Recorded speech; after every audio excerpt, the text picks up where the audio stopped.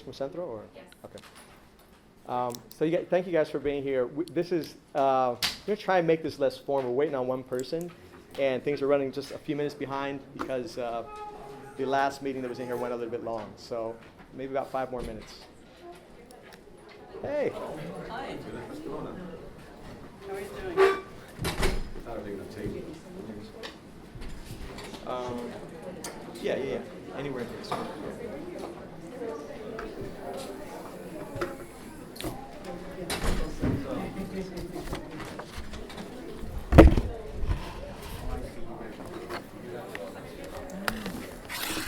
Somewhere. If you see if you can get out, if you get online, you can pull it up.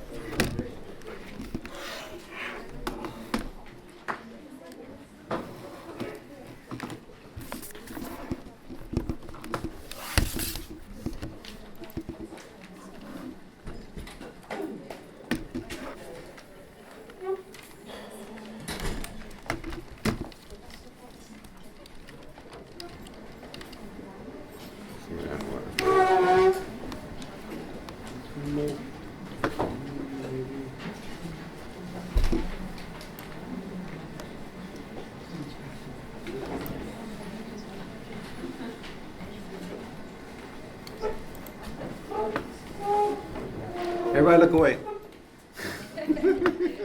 Miguel, what's your area of expertise? You can't like minimize it. Everybody sit back. Oh, so you're all visual. So I'm theater. I'm performing arts. So that's good. Yeah. Okay.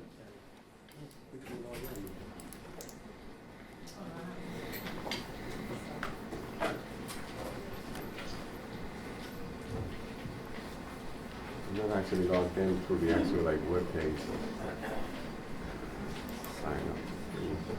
It's ridiculous. Oh, there it is. Sign in.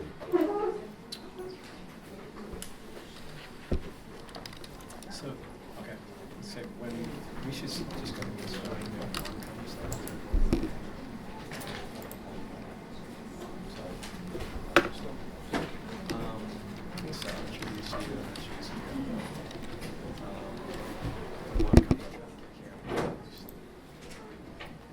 Ooh, got my password.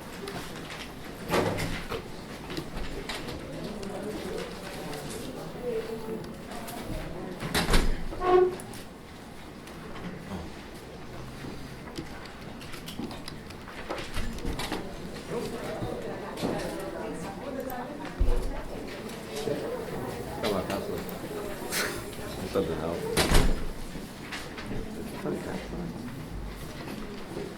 Yeah, the network covered all the arts.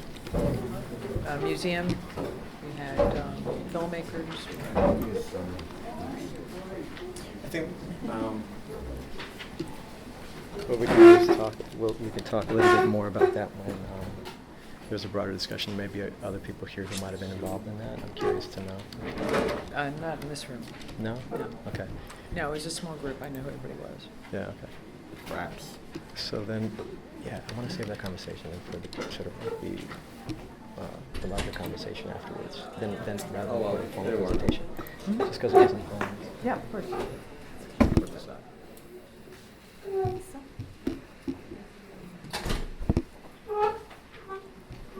I wasn't able to log. I forgot how to log into my cloud. Okay.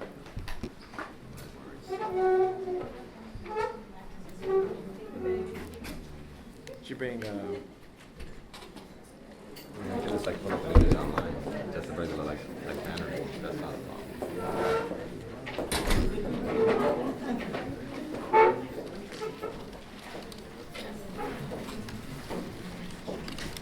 You can just pull it off when you're ready. Just a homepage banner. You can just pull that off when you're ready. If even necessary.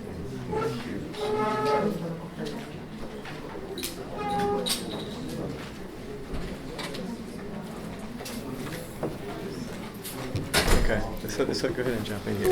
And is it Lorca? Lorca. That is. Vedas. Okay. All right. I got it. Let's try this. Okay.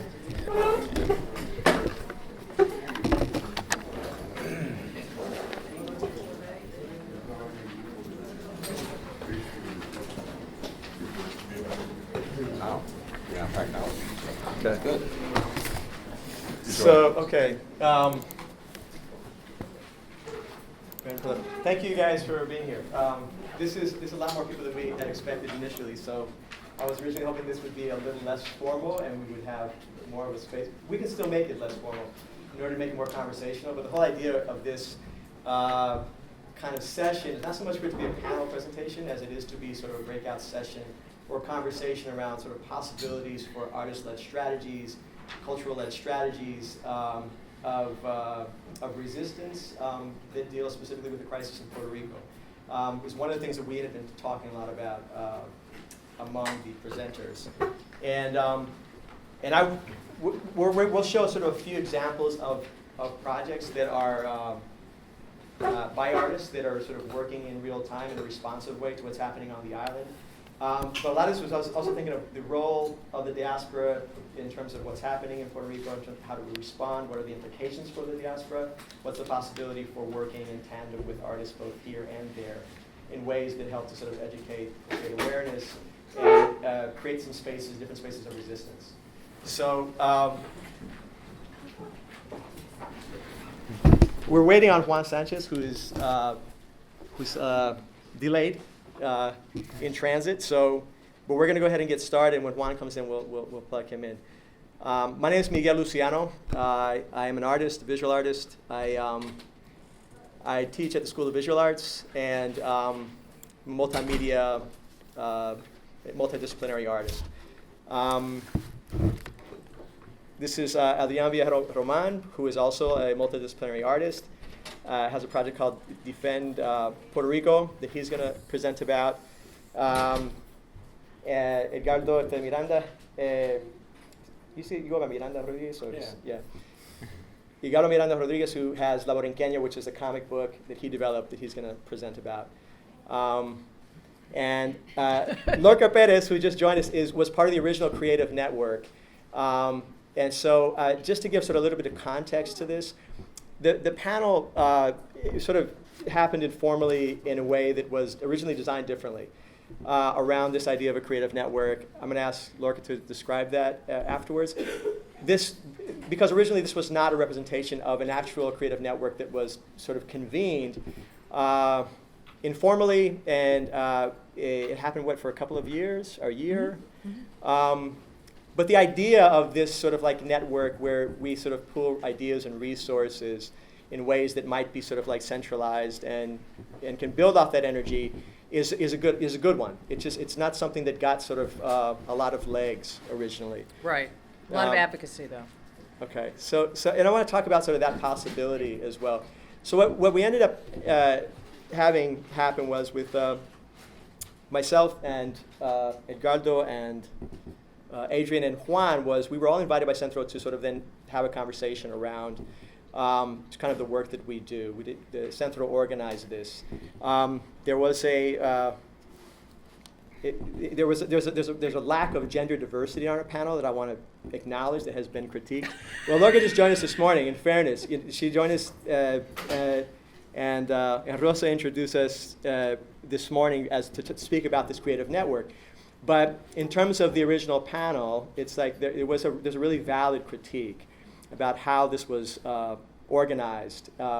And so this is something that Centro needs to work on, something that we need to work on also. But I want to say also in general that I think that the arts as a sort of vital component of where culture can actually be shaped and directed is important, and it should not be an afterthought. Okay, this is also a general criticism that I just would like to make about how the arts needs to be also supported in the context of these larger conversations about culture and politics. And so that's something that I hope that we can talk collectively more about as well. With that in mind, I would like to. You don't want to show yourself? No, I want you to sort of present you. So Adrián, you can describe your work, but Adrián's doing a project in real time that is responsive to what's happening on the island, that's led by a group of diaspora artists. Cool. Good. Hi, my name is Adrián Román. I have a lot to kind of touch on, so forgive me for reading from my notes. I'm not really good at just free speaking, so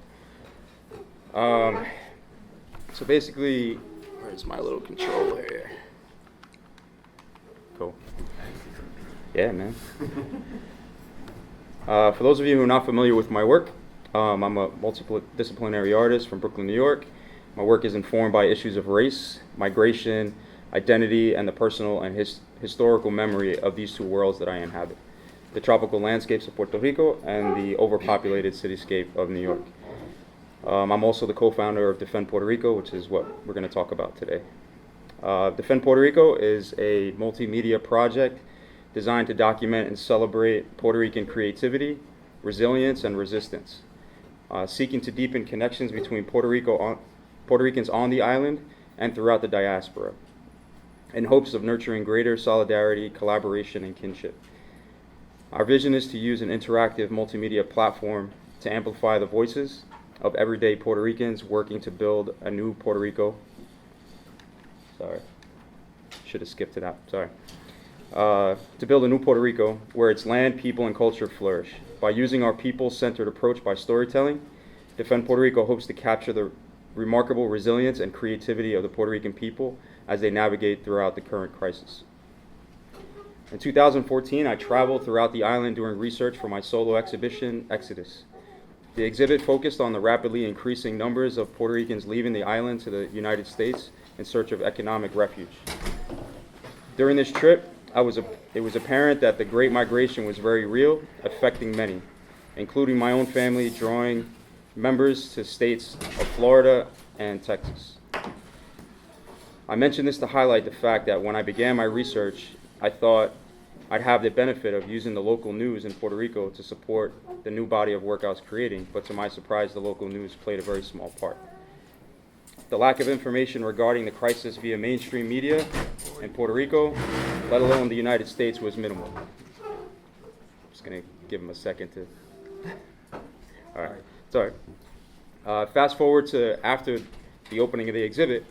For many of the visitors, Exodus fueled their desire to know more about what was happening in Puerto Rico, and they expressed serious interest in being more informed. This is what inspired us to create Defend Puerto Rico. To first figure out how to inform ourselves, then figure out how to work with people on the island to share the information, especially with the diaspora.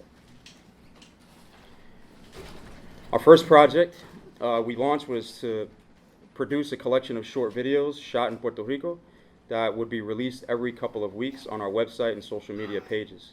We produced videos highlighting the brave group of women in Peñuelas that organized a protest to stop the illegal dumping of toxic ashes. Puerto Rican nationalist Rafael Cancel Miranda and music artist Otura Moon of Grupo Ife all participated in sharing their thoughts of why it's important to defend Puerto Rico today and how they do so. I just want to play a short video so you can kind of get an idea of what we do. Es importante defender a Puerto Rico porque es nuestra tierra, nuestro hogar, lo único que podemos llamar nuestro.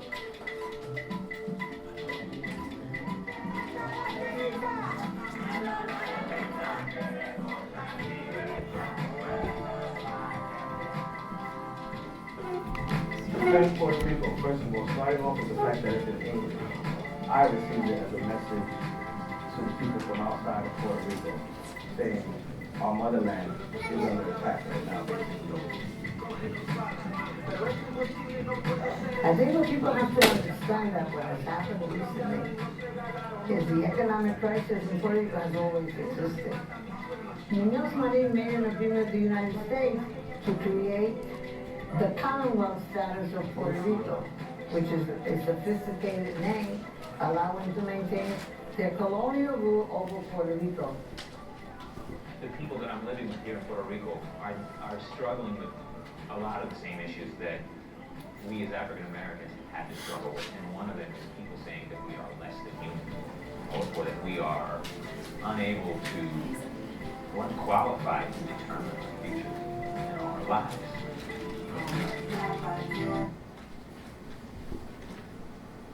So our next project was a meme generator.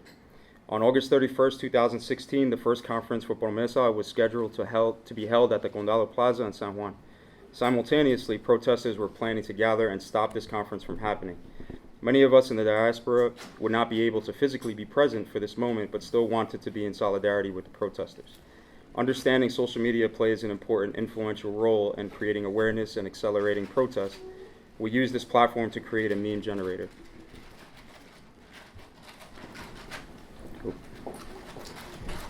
The campaign allowed people to publicly express their message of resistance towards Promesa and La Junta and express their solidarity. The message was released on August 31st, and we were able to reach a few thousand users to change the profile photos.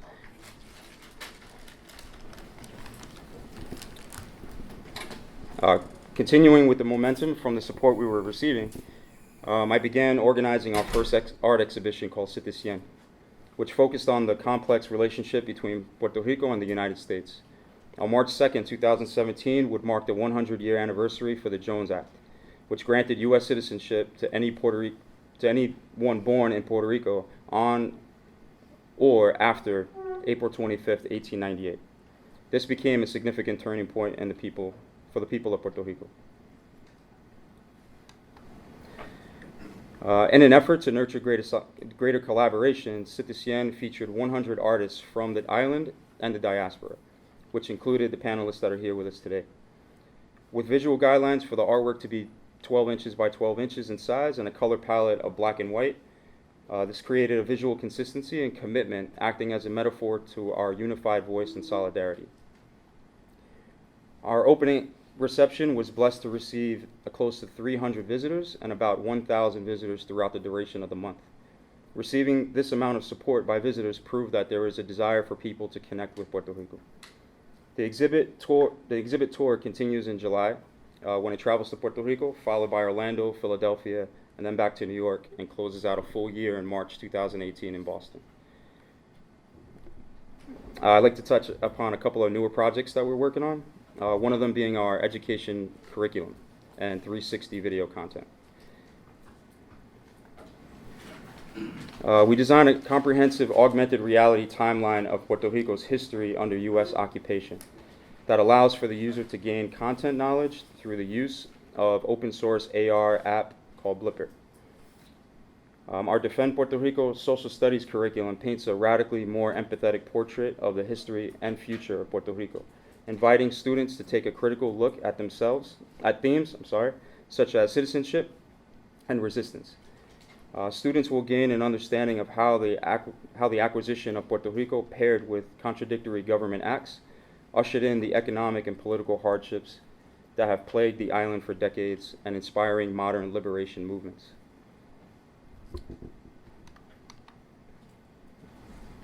And our next project was creating these 360 videos to highlight topics such as the life of Puerto Rican nationalist Filiberto Ojeda Rios and the meaning behind today's black and white Puerto Rican flag.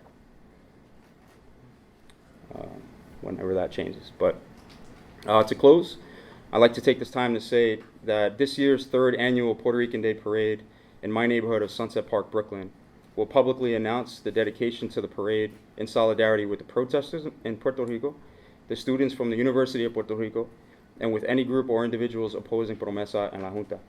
Our mission is to have everyone marching in the parade with black and white flags. Our parade is on the same day as the National Puerto Rican Day Parade, but it starts later in the afternoon after the National Parade is over. The Sunset Park Parade was created in a response to the many years of police brutality towards the Puerto Ricans in our community that were still in celebratory spirits after the parade was over, only to be met with police harassment and brutality. In the essence, the creation of this parade was an act of protest to protect our community. If anyone is interested, I'll be happy to talk about that after. Thank you. Thank you.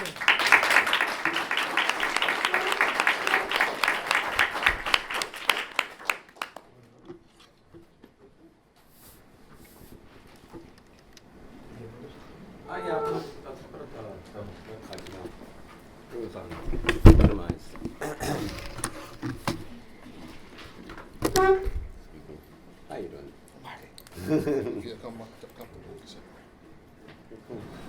Hey, what's up? My name is Edgardo. I make comic books.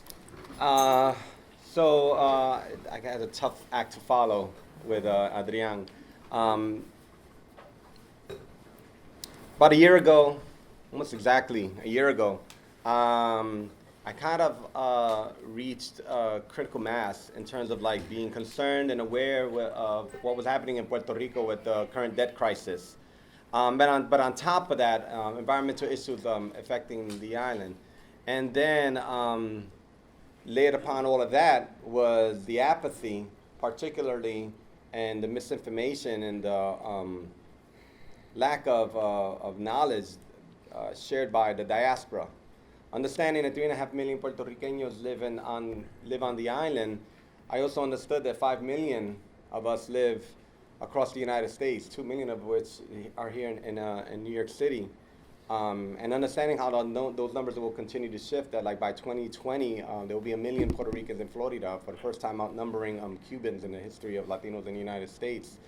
I realized that something needed to happen, and I came up with, as a nerd, the simplest formula I could think of, honestly, because I've been very fortunate to call artists such as Miguel and Adrián my peers, and I know many other artists and many other activists, but I thought to myself, how do I go beyond this circle? How do I go beyond this, como se dicen, the clergy? How do you go beyond the actual like church, you know what I mean? How do you get the gospel to the corners, to the basketball courts and beyond?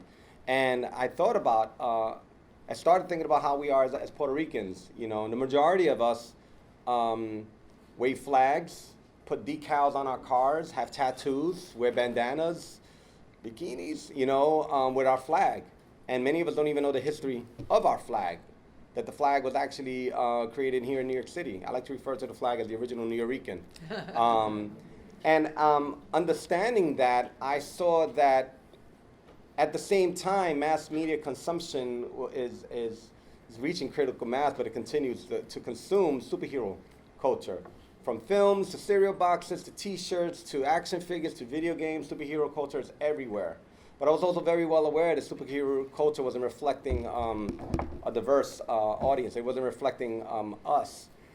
So I thought to myself, shoot, Puerto Ricans love their flag, and I thought about Rosie Perez and her documentary, Yo Soy Boricua Pa Que Tu Lo Sepa, and she tried to answer that question in her documentary. And I said, what if I created a superhero that literally had the flag as her costume, and introduced this character to a larger audience, and once I got their attention, begin to talk about what is actually happening in Puerto Rico. And literally a year ago, I unveiled the project at a press conference at the Puerto Rican Day Parade, and officially revealed it to the world on a float in the Puerto Rican Day Parade. And I had a young activist, Stephanie Martin Llanes, dressed up as La Borinqueña with a costume that was handmade in Puerto Rico, fabrics that were purchased in the town that we both are from, Santurce. And that opened up a national platform for me that I didn't expect to open up, but I received it, and I took that responsibility seriously. And I had conversations with NBC, with the New York Times, with Washington Post, with CNN, with WAPA, with Primera Hora, with Huffington Post, with BuzzFeed, and on and on and on and on and on. The majority of the conversations I have with mainstream media weren't even coming from Latino mainstream media. It was actually mainstream media or fake news. And I took this as an opportunity, because one of the things I realized when it came to the discussion regarding Puerto Rico is that this discussion was not happening beyond the activist circles or beyond the financial analyst circles. Even to this day, I keep abreast in terms of what's happening with the debt crisis by reading Forbes. I never even used to read those newspapers, and I'm actually reading Forbes and Wall Street Journal, because those are the only outlets that are literally on top of it, because they're looking at it as a money issue. You know, and also being in touch with activists on the island, like an activist group called Vive Borinqueña that does a lot of work in Puerto Rico. So getting information from news outlets and getting information directly from activists provided me the inspiration and the foundation that I needed to make this a reality. And I created the project last summer, and I went to Puerto Rico for a month, and I explored the island because I didn't want to write this story out of my studio in Brooklyn. I wanted to write it and feel the spirit of the people on the island. And I traveled from Luquillo to Guaniga, literally like coast to coast, because I wanted to feel what was happening in the island.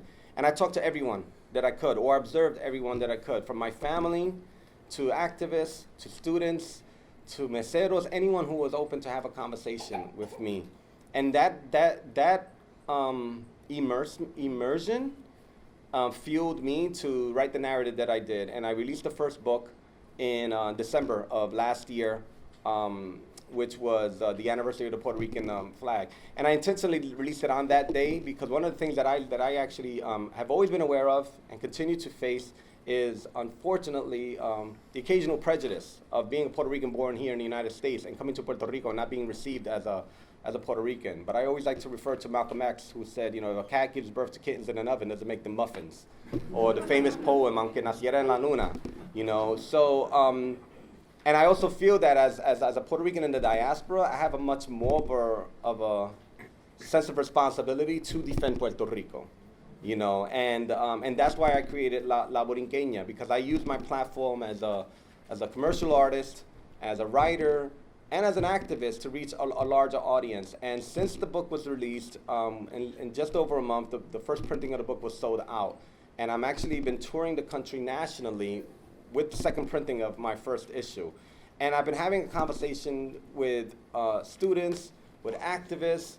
I've spoken from the Smithsonian Museum in Washington, D.C., to the University of Washington, to the Contemporary Arts Center in New Orleans, to the University of New Haven in Connecticut, all across the United States. Even Colgate University college students, with 4 courses, actually took La Borinqueña and made it part of their curriculum. Courses in LGBTQ studies, women's studies, Puerto Rican studies, and comic book studies. Because I felt that the power of this narrative is only as powerful as it is if it goes beyond the island, it goes beyond the Puerto Rican diaspora, and it becomes a human rights issue. Right. Because what's happening in Puerto Rico is happening to Americans that are being treated as second-class citizens. And this conversation has actually provided me the platform and the audience.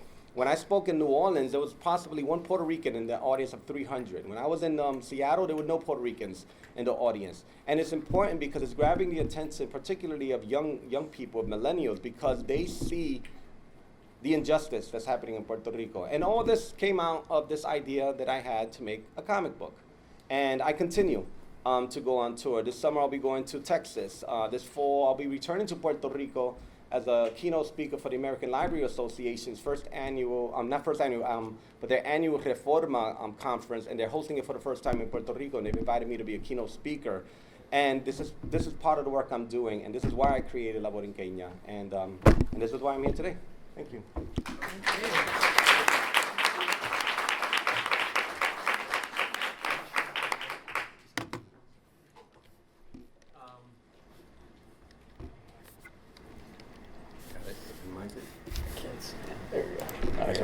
You can look at it at that screen. It's too small. I'm blind, bro. Oh, okay. Just want to switch? You good?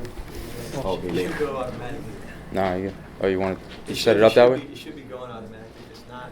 Yeah, just. Yeah, it's okay, good. Good? So I'm not going to describe my work in detail, but I wanted to show this one project just to introduce it as a project that's also an ongoing one that's responding to what's happening in Puerto Rico right now in terms of the crisis, but also looking at the broader sort of colonial picture.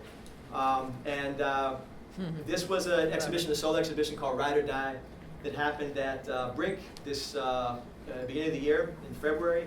And it was sort of an homage to Puerto Rican bike culture here in New York, both in Brooklyn, the Bronx, and Manhattan, all over the city. But it was also a way of using the bikes as kinds of metaphors for looking at culture and history, and specifically sort of our colonial history. So each of the bikes was made like in a specific year that responded to something happening on the island or happening here at the same time. The bikes also engaged political parties. There were representations of ELA, of the Statehood Party, of the Independence Party. They were all kind of embodied in these bikes. And also sort of bikes that related to these kinds of images, or at least the respondents, sort of like things like the transformation of the flag into a black and white flag from this door in San Juan that becomes sort of like a contemporary symbol of resistance. I don't know why I got stuck, but let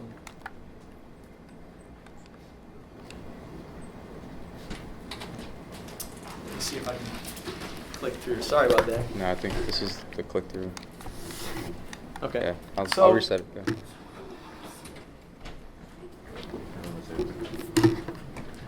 Anyhow, this was just supposed to rotate, so I'm not sure why it's not working. In any case, it's just it's a current example of a project that was yeah, there you go. That was happening sort of in real time in response to what's happening on the island, essentially. Sorry, bro. It's okay. Just click into one of the devices. Just tell me when to click through. Yeah, I'll click through. just let it play. If you go to the beginning, that's what Go to slide preview or the slideshow. No. Sorry. Yeah. Where is it? Oh, right here. current slide, second one. There you go. Okay. Can leave it there for now. All I say about it comes back to the same slide. It's trying to tell us The project is the kickoff of a series of projects. Why I wanted to mention it that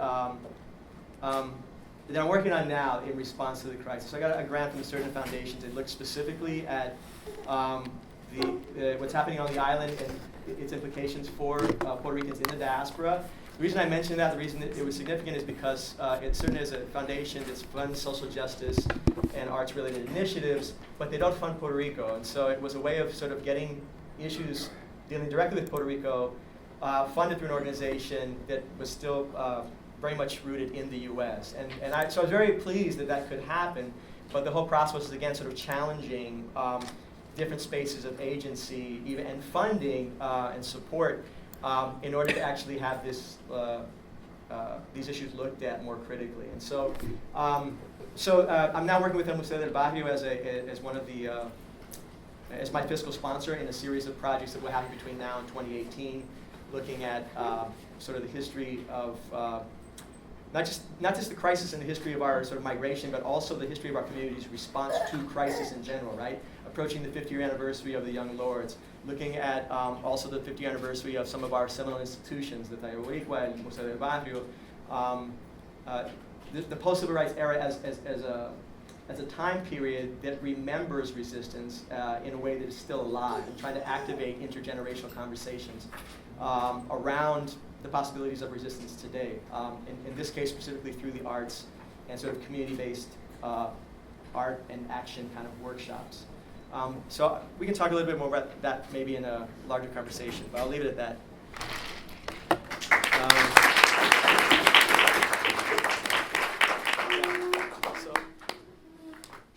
I want to introduce Juan Sánchez, esteemed professor of art. And do you want to set up one, or do you want to try to set up the laptop? Okay. So it's going to have to go from here. Okay, so while Juan is setting up, Lorca, will you describe for us the Creative Network in terms of like how you participated in it, what it was actually? Is there anybody else here I should ask that was part of this original Creative Network?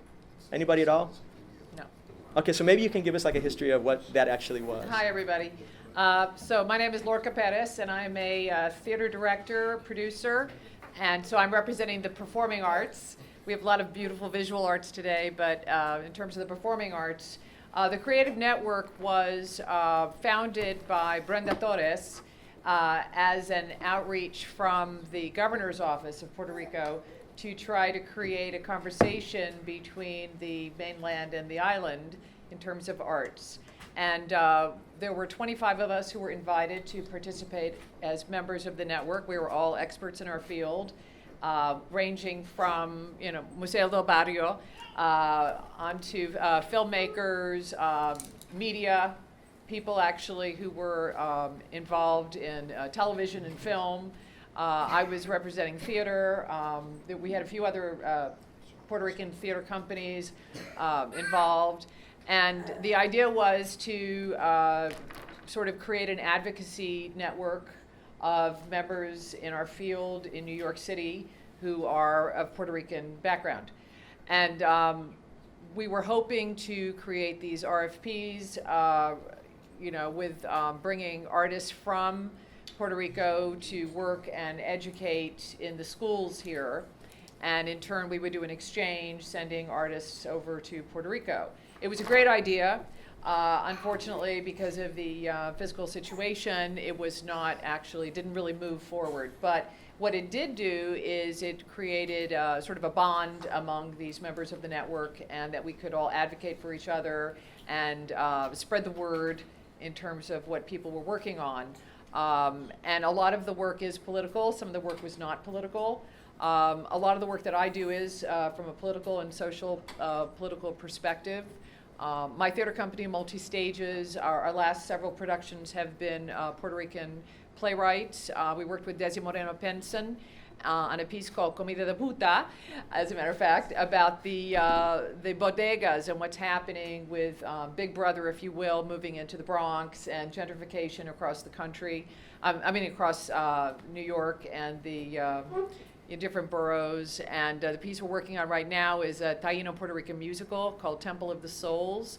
And we won a lot of awards for it, including 4 Ola Awards from Hispanic Organization of Latin Actors. We're producing it this summer. We were invited to be part of the New York Musical Festival. They chose 10 musicals out of over 220, and we are one of the 10. We are the only Latino-based piece, so we're very excited about that. And it is, as I said, a Taino Puerto Rican story. And we're really hoping to get the word out. We want to tour this particular musical across the country. It's a way of bringing the education of the Taino people to the world. We worked with a lot of the caciques to try to get a lot of the artistic, cultural representation. I went to Puerto Rico. I worked with Dr. Ricardo Alegria, who was the founder of the Institute of Puerto Rican Culture, et cetera, et cetera. So, there are a lot of ways in which, as artists, we can spread the message through performing arts as well as visual arts, and in any other creative way we can. So I think founding and sort of reestablishing the creative network is a brilliant idea that Rosa was talking about, and we need it. So that's a little bit about Great. the background. That's perfect. Thank you. Thank you. Thank you. Okay, so don't worry about it. So, sorry for the technical difficulties this morning. But Juan, maybe you could just say a few words, introduce yourself. You have a long history of projects. Well, first of all, my apologies for coming in late, but the train is messed up with an F. That's a good one. Anyway, I wanted to show a video that I presented actually in the gallery downstairs called Unknown Boricuas Screaming. And it's really a video that speaks about my own experience and what I have accumulated throughout the years growing up here in Brooklyn, in New York, and the impact that the culture here had on my life. My parents came from Puerto Rico, and they met here, and I'm the firstborn, born and raised in Brooklyn. And I lived most of my life in a Puerto Rican community. Williamsburg, Los Sures, where I live now, was a very strong Puerto Rican-dominated community. Now it has diversified, so you have quite a number of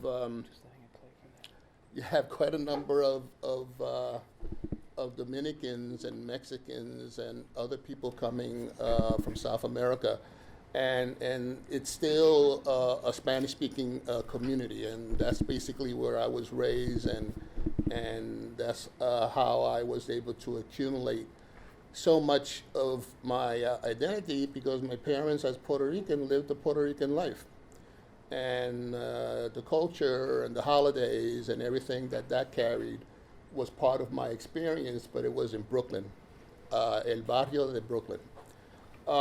As a visual artist, I try so hard to present through my paintings and prints and videos the situation in Puerto Rico, and that's always been my theme, my focus since the mid-'70s. So I've been doing it for many, many years, and I've had the fortune of showing my work in galleries and museums and so on and so forth, and so that's been wonderful. But I've always been very concerned and very focused in terms of how much can I impact the community in a very direct way outside of the so-called white cube or outside of the so-called white establishment. So I had one foot in the door of that situation, but I never left my other foot and kept it in the very communities that I felt I had to have a direct communication with. So throughout the years, I have participated in a number of projects, for the most part, not necessarily Puerto Rican projects. Back in the 80s, when the situation with the homeless and the warehousing really took severe heights and people took to the street to demonstrate and to protest, I was part of a group of artists that created posters addressing those issues. And this is a artist collective called Bullet Space. I was one of 90 artists that participated in printing and distributing silkscreen posters dealing with the various issues of the homelessness. And we took to the street and we posted them all over the city. Unfortunately, because we weren't able to connect technical problems, I can't show you examples of that. But another project that I started with Miguel and Yasmin Hernandez, is a project called Recondition Your Thoughts or Your Ideas. And it was a way of addressing the situation in Puerto Rico in terms of the economy and just the whole colonial situation and the impact that it has had with the diaspora forced out of the island into the United States, particularly in New York and Connecticut and Chicago and so on and so forth, and really address a lot of the complexity of our political reality. The American dream that we were sold actually became the American, with a K, nightmare. And we did a bunch of posters. I invited artists from the island as well as from different parts of the United States, Puerto Rican artists, to contribute a work of art that would become part of this poster. And a lot of it a lot of it were very politically didactic work, and others were more conceptual, more abstract work. But it was a way of putting these posters out and addressing the issue in the very communities that we're committed to, while at the same time introducing them to art. But the text talked very specifically about the many issues. I think that at this particular stage, considering, what our panelists have presented, it's very clear to me, and I've seen other examples where there's so many of us out there, be that in music and theater, dance, whatever, that are making an all-out effort to make art that had a direct interactive effect within the community. And I kind of feel that in and of itself is a more effective way of mobilizing and creating another layer to a movement, rather than just participating and existing within the so-called art community. I feel that we need to go beyond that.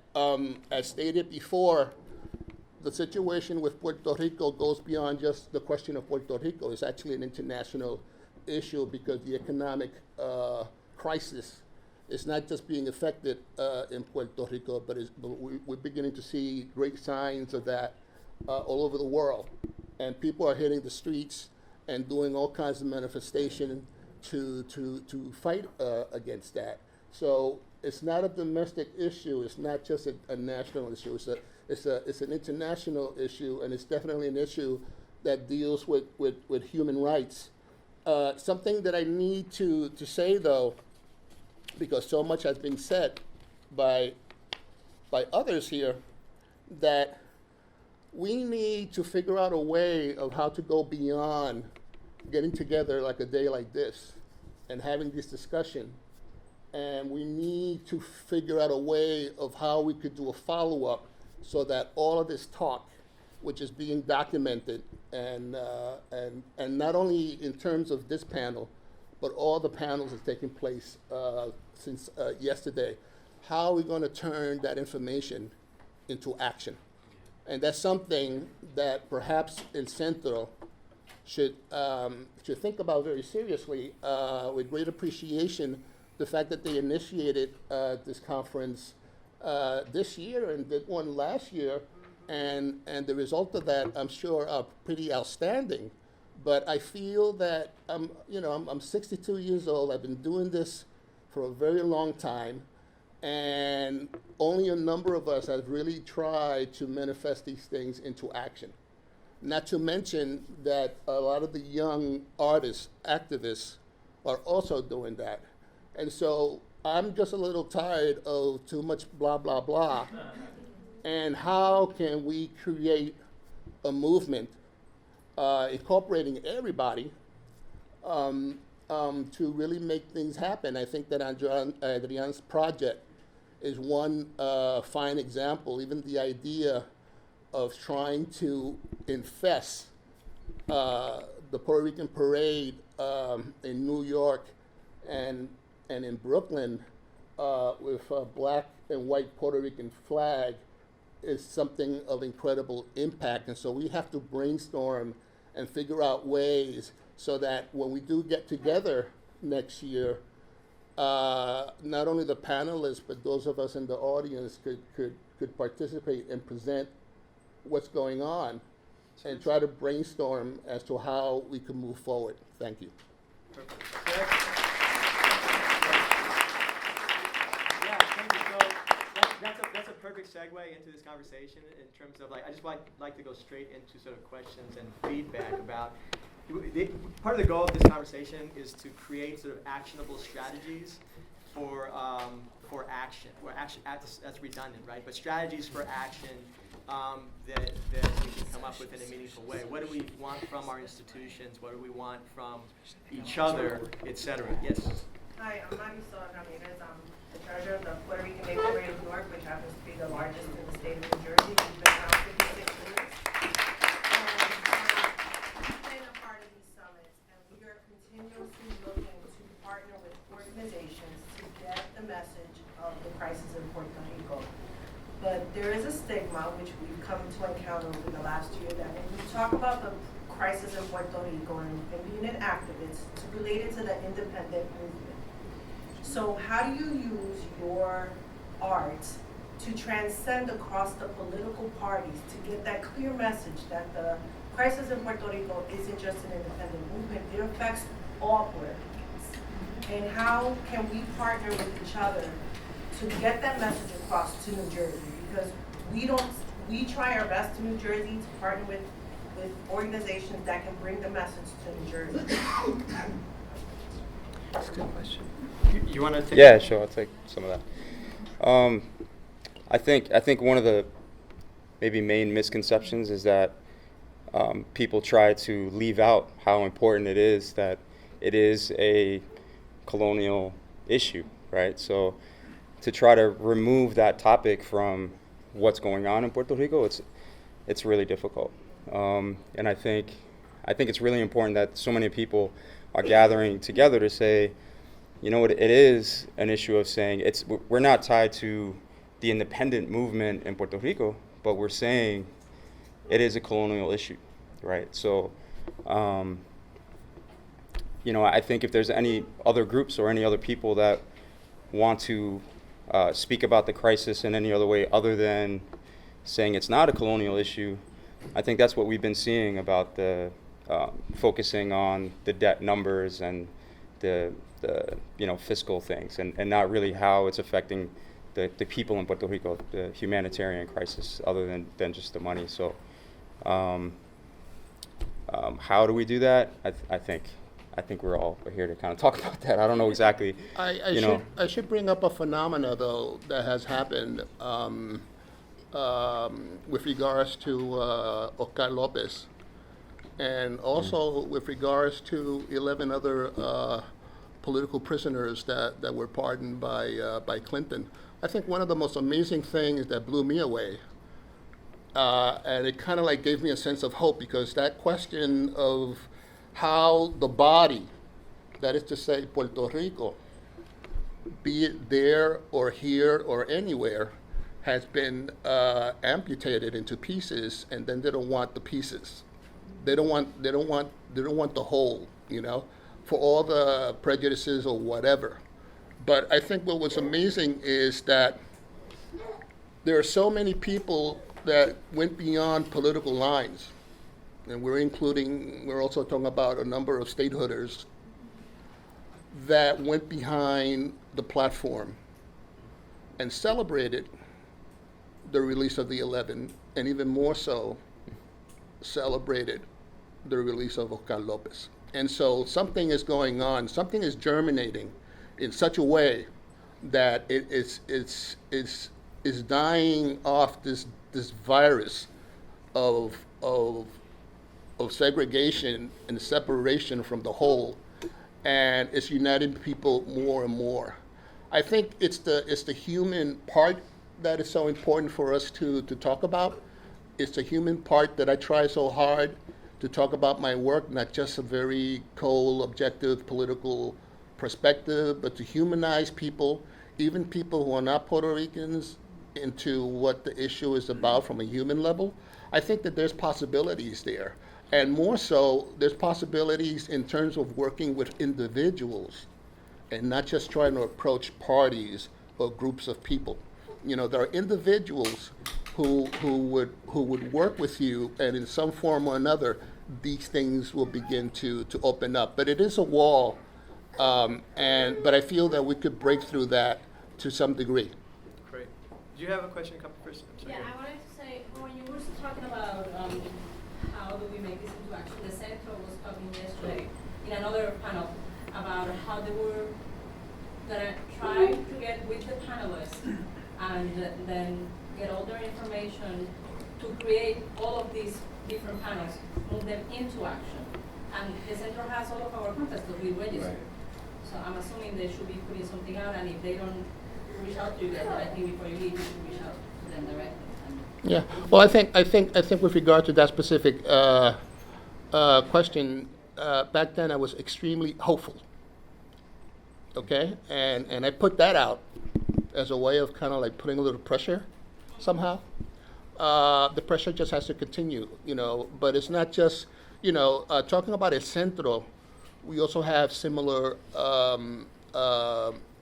organizations in various campuses throughout the United States that also promotes and have fought for a Department of Chicano Studies, Black Studies, right, so on and so forth. The Centro is just one of so many. And we can hit on many of these places who have already, to some degree, have already taken on an activist role, because the reality of it is that academia is something so separate, and sometimes it's like this little bubble that people work in, and the information is concrete or whatever, but somehow it's not connected directly to the community. Good.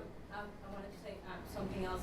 You guys that know the media and know how to make videos and theater, there is a disconnect between the diaspora, regardless if you were born here or if you were just came here, and the people in Puerto Rico. And some of that is a sentiment of some of them feeling abandoned by us, and some of us feeling being pushed out of the country.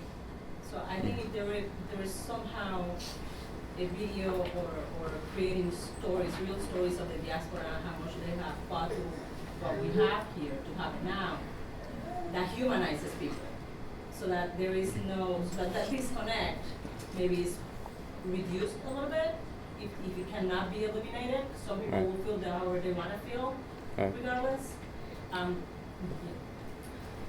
So I just want to mention this, I think, about Centro in general, because I think that, and I want to be sort of on the record with this, that I think Centro could and should make a stronger commitment to the arts also, as not just as part of the community that's here and throughout the U.S., but also in terms of how it can be, how can it play a crucial role in culture, in promoting culture, and celebrating culture, etc.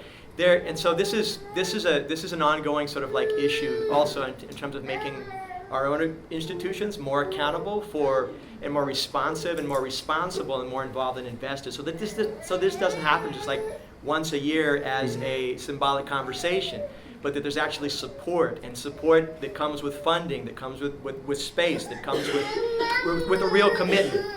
And that also means making visible the art that is part of Centro's collection even, right? So that it's not hidden in the basement or in the bowels of the building, but that it actually comes out, that it has a life, that we figure out better ways to do that, to get engaged, so that we can see ourselves. We don't have to sort of like find it, what's that? The library is downstairs, I mean, right now, I mean, the last couple of months, that now has gone live. So I would recommend for whoever hasn't registered downstairs to go downstairs and register. Some of us come from far, some from near, but someone from Massachusetts, I now have access to the entire collection. And there's also traveling exhibits that you could borrow as well.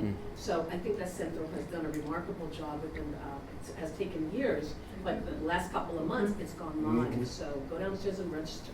And the archives too, the archives are incredible. They are. Yeah. Can I say something real quick? My grandparents are in the archives. I got hired to be a curator here in the... You feel a little louder? Yeah, so I did an exhibition about colonialism and repeated situations of imperialism, and I presented my proposal to Centro, and they didn't want to do it. So, I mean, I work here, and I mean, like, some things are being done, but some things are not. That's probably taking the conversation somewhere else though right now. Could I just make a comment? Yeah. That's really what we do. When I was actually following up on what Juan said, now, what's your name? Natalia. Natalia saying, you know, all institutions and organizations are going to have limitations in terms of how far they will go with an issue. But they're important and that has to be understood by everyone. But I think That anything that's really going to rock the boat too much, you know this one, anything that's going to rock the boat too much is not going to be taken up. They'll take it up. Let me say something. And that's the Let me same say case. something. Hold on, let me just I finish think it. I'm almost everybody finished. here. There's also the media generally, like especially penetrating the mainstream media. They will cover things, but only up to a point. No. And that, Can I say and something? so that always should inform whatever you're trying to do. That should always be taken into account. And I'd like to see your proposal actually. Let me say something, because I think I predate everybody, including Juan. Just to give some context. Louder. Just to give you some context. This past week, I saw a photograph, I think Professor Arlene Dobbin posted a photograph on Facebook. And it was about a demonstration.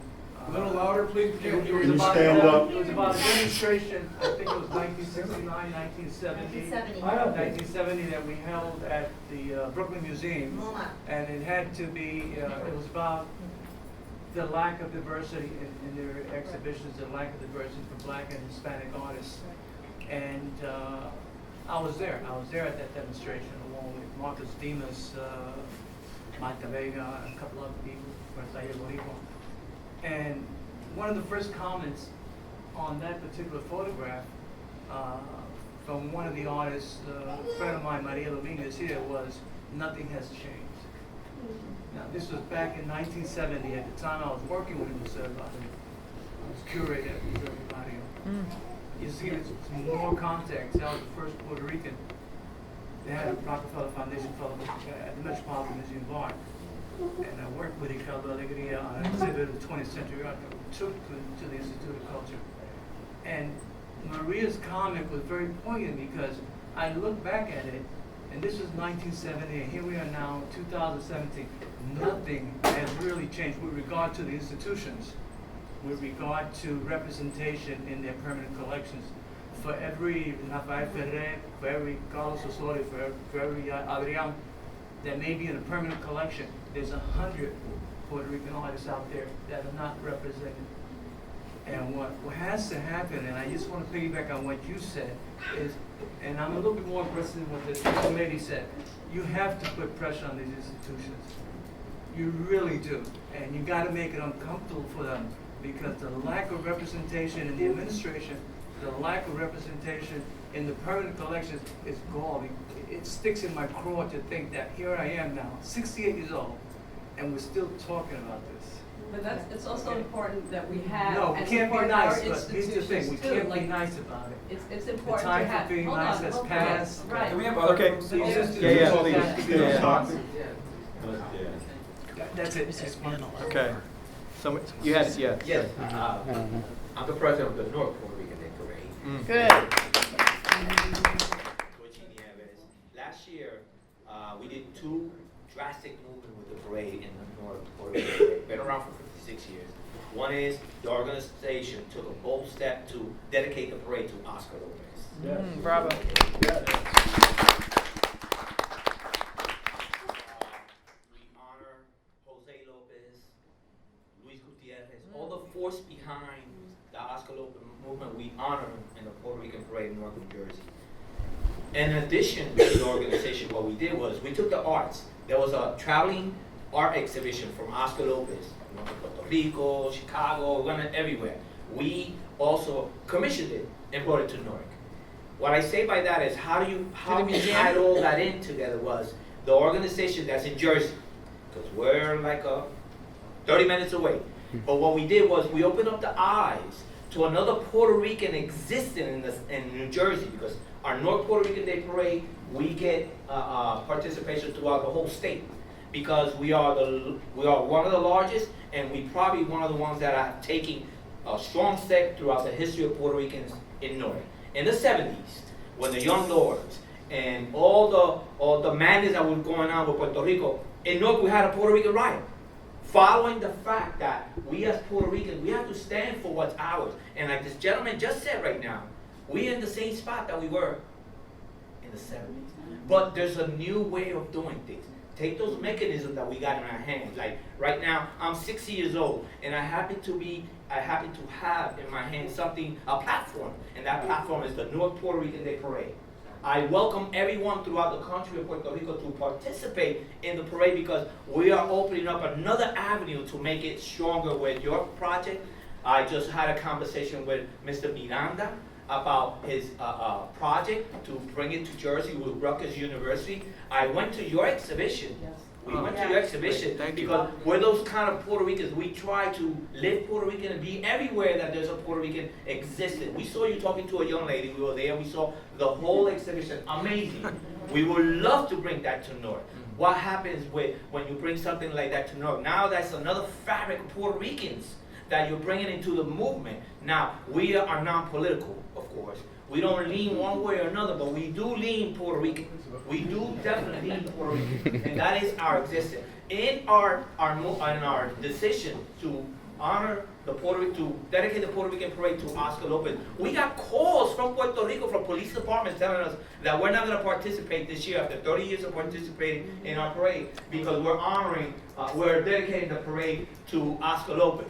Guess what that did? That created a conversation of how dare you do that to someone that has celebrated Puerto Ricans in the state of New Jersey. So the conversation when you're talking about how do you connect everything is putting it all together, making it happen. Take a bold step. Take a bold step. Also, I just want to say one more thing. Last thing. And the last thing, I'm also a victim of police brutality in the city of Newark in 1974. Okay? So when I speak the way I speak is because of the things that I have lived in my life, and how today the energies of life have put me in a position to bring out all this open and put it to make the movement of Puerto Rico and Puerto Rican alive and strong. Good. So thank you for your passion and thank you for sharing. And I just want to acknowledge, piggyback on that, Then in 3 days, Oscar Lopez Rivera will be officially and unconditionally free, which we should all applaud. And I want to acknowledge Jose Lopez in the back, Oscar's brother and cultural leader from Chicago.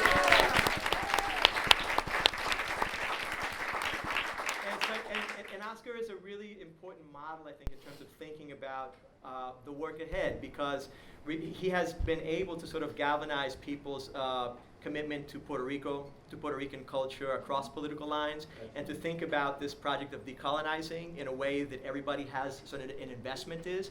And I really, really admire that about him right now also, in terms of trying to encourage a message of unity and thinking about what we have in common, not what we have in difference. Yes? Yeah, mine's is a very simple idea. I try to be a conscious consumer when I go out and I buy things, and like I won't shop at a Walmart. There's a lot of things that are tied in that Walmart isn't politically. Other types of companies when I go out shopping. Christmas time comes around, I want to buy product. I wanted to support, because of the debt and all that, I wanted to support Puerto Rican businesses. I wanted to buy Puerto Rican. I live in Maryland. I live in Maryland. We've got communities of Puerto Ricans in Maryland. Okay, I want to be able to say if I want to buy a hat, or if I want to, purchase artwork, if I want to, so what I got when I Googled it and I went in, because I wanted to buy gifts for my family, for example, I got, basically just T-shirts and sneakers, Puerto Rican sneakers and that kind of thing. But what I'm trying to say here is that we got to put our mouth with our dollars, and we got to support ourselves within our communities, and take advantage of those things in the parades. Look, let's buy from ourselves. Let's buy from the island. Let's begin to set up those networks. And that's just what I want to say. Buy Puerto Rico campaign. And folks are aware, like there are initiatives here. Adrian's covered some people in the Defend Puerto Rico project that are doing sort of work on sustainable, sort of like local and sustainable culture, different kinds of products that are food related, agriculture related, but people that are actually sort of investing in that as a practice and trying to nurture and support locally grown foods, for example, right? Whether it's coffee or it's produce or you name it, but to encourage people to actually think locally and think about community versus the big box stores, et cetera. So that's going on the island, and it's increasingly happening here. Yeah, so that's part of the what our biggest mission is to kind of highlight the people in Puerto Rico that are actually doing those things, that are creating their own businesses, that are doing the agriculture, that are and we're trying to connect the diaspora with what's actually going on in Puerto Rico that's also positive. There's a lot of people doing great things. It's difficult, but people are doing amazing things, and we want to highlight those people and try to get the support from the diaspora to have that conversation back and forth. It's not a charity case. It's not. No, I understand what you're saying. Yeah, it's just to say we're not saying look, help these people. They need a lot of help. It's like they're doing amazing work. We're here to support. When we visit Puerto Rico, if you're in the vicinity, go and visit. So that's what we try to do. So 1, 2, and then 3. I just want to say goodbye. Okay. Thank you, everybody. I have to go. I have a table downstairs. If you want to check us out, come downstairs and see what we have at the table. All right. Thank you. So I want to talk a little bit about the taking action part, because I think I've been in a lot of these different places, and we rely way too much on academics to tell us what to do, right? And academics are not the best for actually deciding action plans. They can give us lots of information, but it really should come from the community organizers. And so I'm one of the folks that's organizing the United Puerto Rican Agenda as part of the National Puerto Rican Agenda. But I have to say right off the bat, we actually have to stop with doing the stuff that's non-controversial. That is not going to work. I actually think being non-controversial is exactly how we got in this position today. And the only way or look at who our president is now, right? Like, it is not a space to be soft on any of our issues. And so I actually think this is when we have to challenge our institutions to step our game up, but also put forward an idea of what you want to do, not ask somebody else to provide it for us, right? And so like in Connecticut, one of the things we want to do is make it where we are over-registered to vote, right? So we can actually put a number on it. Right now, if there's 20% Puerto Ricans in the population, or only 10% of the voting population, there's X amount of people we have to register to be over-organized, right? And so you can actually put a number to it. You can decide if it is, when it comes to arts, we're going to get to every single campus in the state, right? You can put a number to it. We need 20 different presentations to hit every single campus in the state. And so we can look to the island, right, as far as how you develop action plans. When we look at what happened on the island, the students rose up and took to the streets, and then we ended up with a national strike. So the idea that how do we decide what we're going to do for actions, those mechanisms exist already, right? And we need folks that are going to say, I'm going to be the one to look into one deeply and present it to the entire community, which is similar to what happened with, we want to transform the parade into a march. Somebody said, I'm going to put this forward, I'm going to start a petition, and now every Puerto Rican in the country is deciding, should it be a march or a parade? Who is Oscar Lopez, right? But that didn't come from academics. That didn't come from somebody else having a round table, and then we said we should have this petition, right? One person decided, this is how we're going to do it, and they moved it forward, and the same thing with the students on the island. The students said, we're not going to take this, we're going to set up an occupation, and we're going to go and do it. And I think we have to be looking to them for guidance on how to do it, but the ways to happen are already there, and we have tremendous capital in the Puerto Rican community here to make whatever we decide to do it. The question is, how big are we going to go with what our ask is, right? Like these folks up here are already, New York City and everywhere else. So I think I challenge all of y'all to decide what it is that you think we should do, and then put it forward and find people to help you. Can I piggyback on what you said, because I think it's a very powerful statement, but I need to say something. Starting with that demonstration that took place in front of the Museum of Modern Art in protest over the fact that there's no blacks or Puerto Ricans represented, or any artists of color represented in their institution. A lot has changed. Nothing has changed. I don't believe that. A lot has changed. That's why we have the Studio Museum in Harlem. That's why we have the Museum of African Art. That's why we have the Museo del Barrio. That's why we have so many other institutions throughout the United States that has fought to establish these kinds of platform for us to show. Not enough, and they're all working on shoestring budgets because they don't get the kind of support, the kind of money that a Metropolitan Museum or a new museum of contemporary art gets, okay? So that struggle is still there, and there's more to be done. But at the same time, if we're talking about the 60s and the 70s, you cannot neglect to think about what the Black Panthers, what the Young Lords have done. A lot has changed, and what has changed is perhaps not physically all there, but in our consciousness from generation to generation, it is there. It is there. We fought so hard to get the 5 nationalists out of jail. We fought so hard here for Puerto Rican independence. We started organizations. We started Department of Puerto Rican Studies here and in Brooklyn College and elsewhere. We, aquí, nosotros. So we could look over there for examples and models. But we have an incredible history here, and we made several documentaries. Mi Puerto Rico, there's a whole bunch of documentaries that we continue to do. How to distribute that is the question. How to make our own people be aware and consume that, that's the challenge. But the fact of the matter is that manifestation has been going on here as well as there, and we have to figure out how to make that bridge. In the back, yes. Hi, my name is Silvia Garcia. I live in Puerto Rico. I was part of the national strike. Aquí está apoyando a los estudiantes de la UPI because they are the ones that are telling the truth. They're telling us information that they are hiding from us. Legislation is doing things under the table, and we are 100% with these students. Now, I was 100% with Hunter College students in 1971 too. I did the first art exhibit. We pasted up our themes on the walls of the cafeteria, and that's why we're here today. Okay? I'm 65 years old. My sister Linda Garcia was a student at Hunter College. If we hadn't done that, if we had not created the controversy, right? In Puerto Rico, every month, we were going to a bridge, a very famous bridge in the Condado area, which is the Albany area of Puerto Rico. Every month, the women would go there, or if not, the Association of Nurses would go there, or if not, the Association of the Schools would go there. Every month, an organization would go there and would say, we want Oscar free.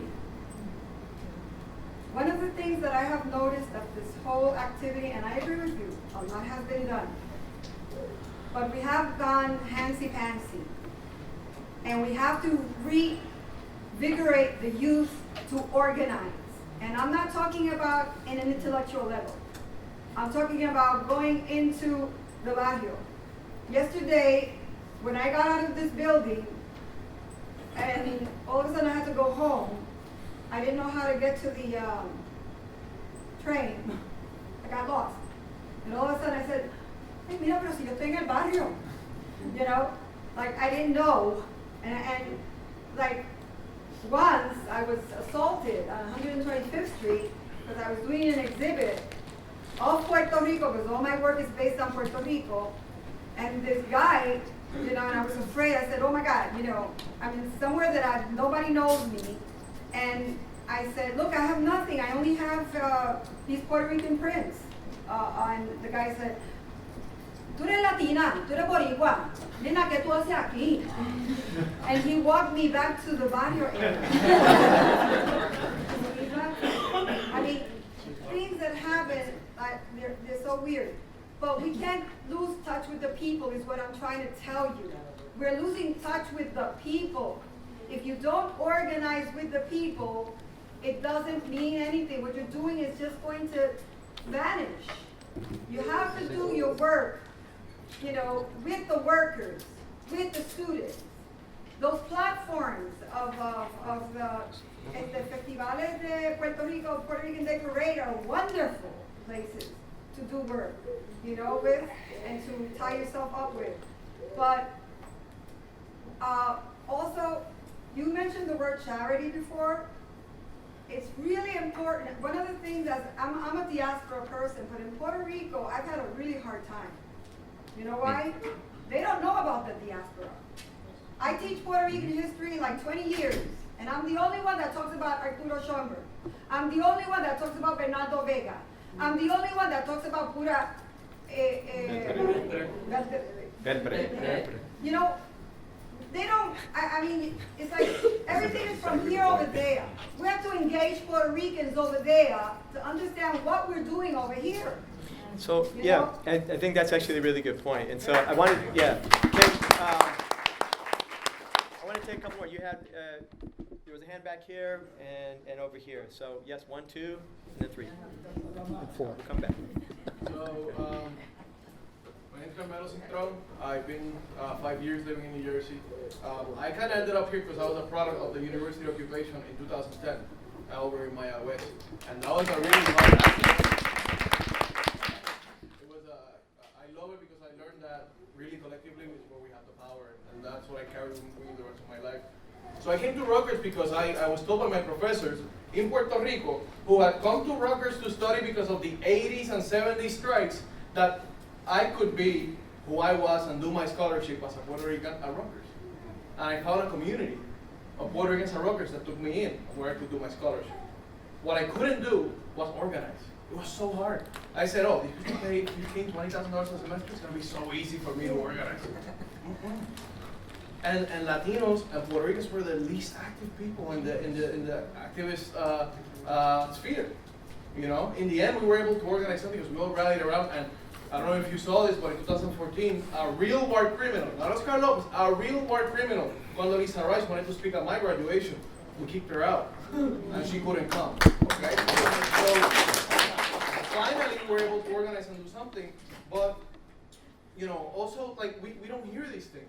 And in the end, it was a very Muslim Arab group But they sent the Puerto Rican guy to do all the media and get bashed by O'Reilly and everybody, and nobody said that, you know? May Day March in New York City, I don't know if you heard, a lot of you maybe were there. Who led the march of thousands of people? The Puerto Rican Collective. It wasn't the Democratic Socialists of America. They got scared when they saw the cops. They came back, and we Puerto Ricans said, no, we're still marching. Are you coming or are you staying? Once we went out, then they came out with us. So we led the whole march. They don't want to say that. They don't want to say that. Last Friday, I was at the Winnie Biennial, okay? Occupy Museum had an activity, and I read a speech written by a student in the University of Puerto Rico about the strike. You know where she's from? The Bronx. She's in Puerto Rico studying. She sent me a statement, and we read it. So what I want to say finally is, I heard this from June Elias, and I'll never forget it. I'm tired of us Latinos and this reductive bullshit of, oh, Miguel's doing it, Edgardo's doing it. Oh, I wanted to make a comic. Edgardo took my idea. Now I can't do it. Make another comic. Whatever it is, I don't care. Whatever you're good at speaking, I don't care. Organize the parade. Oh, there's one in New York already. Who cares? Do one in Newark. Do one in Brooklyn. Like, do your thing, whatever it is, and don't defend. Like, it's great. We admire everybody who's doing and all these guys. But unless we stand up and we do it ourselves and we start going out into our community and talking to our people, we are going to die. Our identity is going to die, okay? And at one point, we're not going to have any more connections to our island and to our people and to who we are.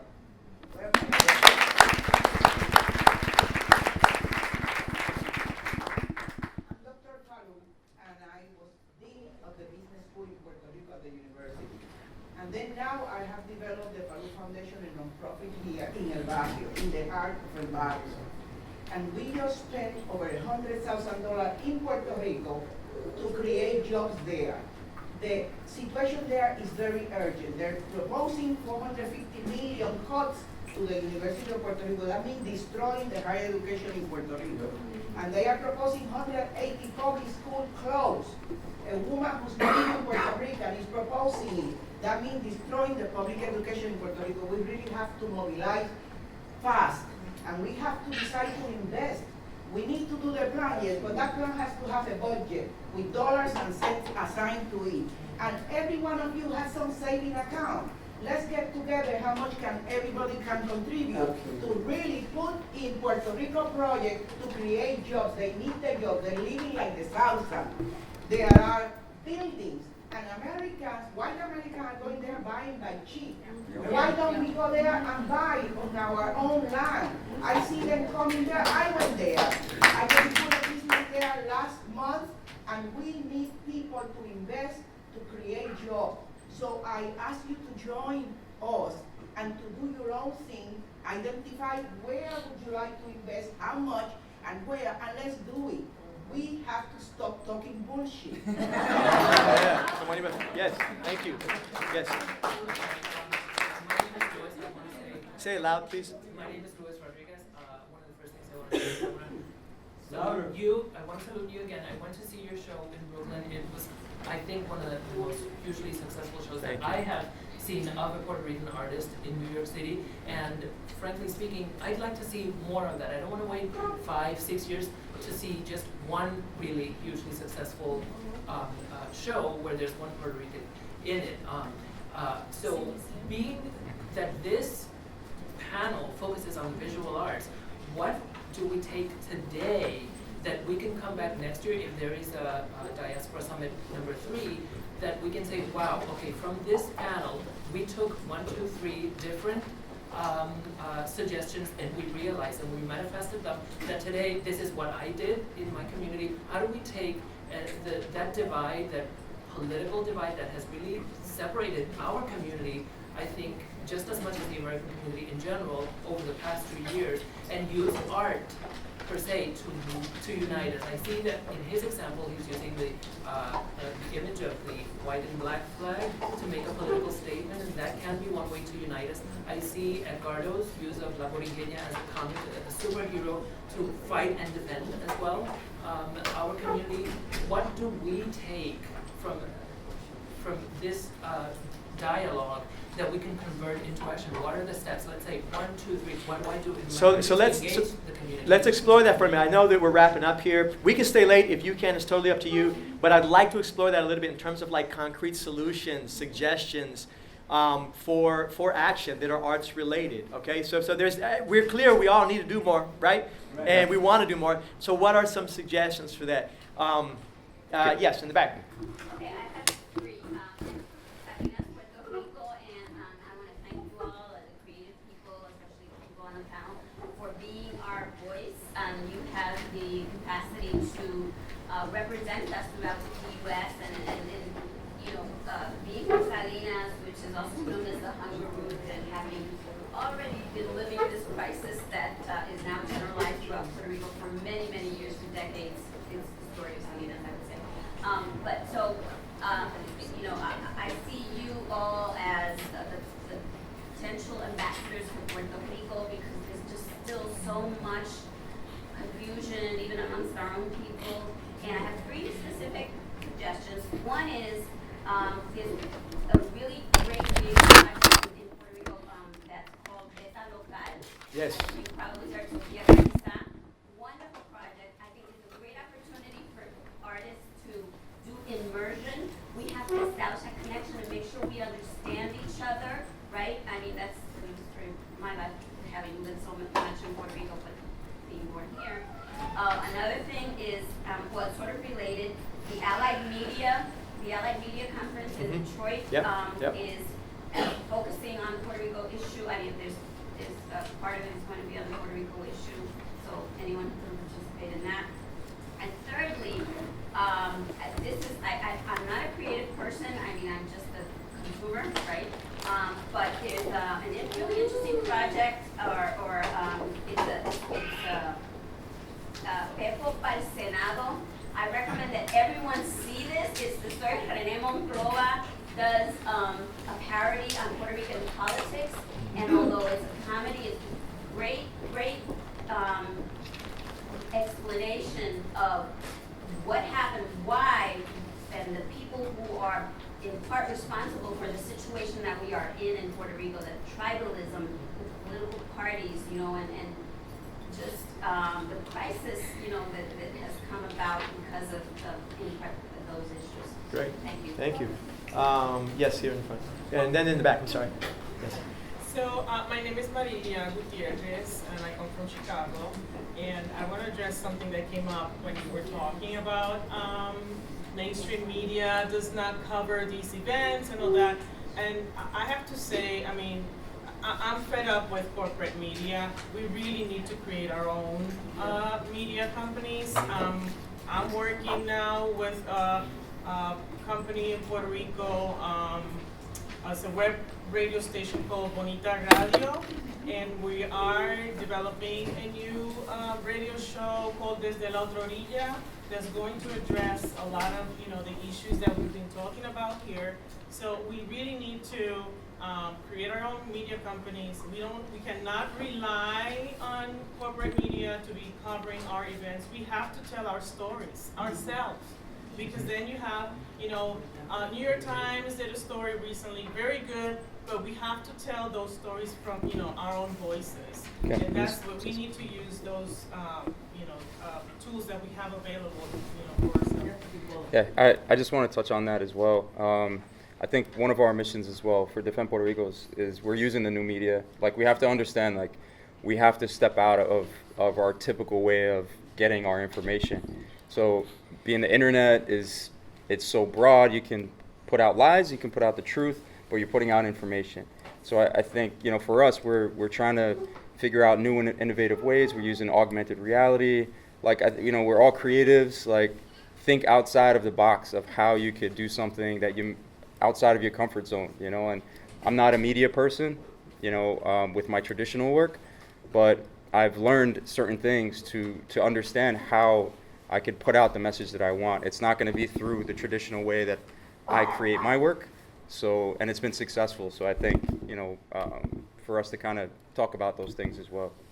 Yeah, but you know what's really critical? This brings up the whole point of net neutrality, and it's really outside of the issue of Puerto Rico, but if the internet loses the status of net neutrality, then we're going to be marginalized, and everything's going to be very circumscribed, and if you want to have access to more information, you're going to have to pay, just the way cable is set up. That's what everything's moving towards. So net neutrality as an issue has to be presented, because what you're doing, we're all going to be pushed into like little corners. And right now it's really open, so we can explore a lot of stuff, and media, we can have access But there are new to a lot of companies stuff. coming up But in Puerto Rico it's really, also but that it's, are Excuse me a second, But I don't mean to that's what I bring interrupt, up but the net conversation is neutrality in continuing. that context. It's really And we only have like a half an hour left downstairs. I have to go downstairs to my table. If anybody wants to continue the conversation, like Miguel was saying, he's gonna stay here and continue to moderate. I'm going downstairs. And I just wanna thank everyone, and I'm sorry that I have to. For those that can stay a few more minutes, yes, in the back. My name is Ilsa Rios, and we have an organization that we started. It's called Chelsea Rising, and our mission is to inform everyone, American, Hispanic, everybody, learn more about the Promesa Bill. Because a lot of people are not aware of, don't understand it, and they're not aware. Another thing that that's the reason why we have to involve everyone. Like this young man said, you know, Puerto Rico right now is the canary in the mine. What's happening in Puerto Rico now is going to be happening here. We are just the sample. And this is something we have to learn. People here know. We have to support Puerto Rico, because what's happening now is happening here, but people are not aware of it. And it will get worse and worse as you go along. So just along those lines, and I'll come to you. Yeah, please, go ahead. I just came from Puerto Rico 2 days ago. I've been working in a project from Somos, the legislative conference that was in Somos in November, to educate and make awareness to official electeds, because that's the people that we need to get engaged to make difference for Puerto Rico and what is happening down there. So I think it's important to bring people from Puerto Rico, from the island, to tell their own stories of what they're living, how they're living. And also we have to take into consideration that in Puerto Rico, we are not only Puerto Ricans, there are Dominicans, there are Asians, there are Mexicans. So we have to engage those diaspora also to the problem of Puerto Rico, because their people in Puerto Rico are suffering, and they're in a worse position than we Puerto Ricans are, because we at least have voting rights in Puerto Rico, not in the US, but Dominicans doesn't have a voting right. They are not organized in Puerto Rico. They don't have any representation whatsoever. So the thing is that what I'm trying to say is that each place that we have, and each place or each person that we keep in touch every day, is a good moment to talk about the situation of Puerto Rico. As we step out of our houses to the moment that we go to bed, we speak with a lot of people. So let's start making Puerto Rico mainstream. Let's start making the problem in Puerto Rico mainstream by talking to everybody that we, engage in conversation every single day in the stuff that we do. I have this thing that is like a quick guide to understand the Puerto Rico crisis that I developed. We have thousands here that we printed. Unfortunately, Centro didn't allow us to put it here, but we have them. So if you're interested, we can distribute it here happily. Happily. Yes, please. And for the Puerto Rican Day Parade, we are going to be there, and we are going to have 2 contingents with $11.99 and the Nice Land Association dedicated absolutely to Puerto Rico and Promesa and what it's doing to our island. And we are going to have the black flag that Adrián is going to that is doing, biggest one, to give to each contingent to put them in their flag, no matter what their team is. Because everyone has to be aware. I have to leave. Anyone who wants to invest, see me downstairs in the page. So let me just say this in closing. First of all, thank you guys all for staying late. Really appreciate it. We can continue to talk informally afterwards. I want to thank the panelists for volunteering their time, for trying to make this a meaningful conversation. And I just want to mention this in closing, that all the projects that we showed were individually funded, or individually, people went after their own funding. They got grants to do those projects, figured out ways of working institutions, but it's not something that was given to these artists as projects. People are trying to figure it out. The idea of kind of having larger conversations is that it becomes easier to figure out the more we talk to each other and figure out how to build resources. I'll leave it at that. Thank you guys for being here and for making it meaningful.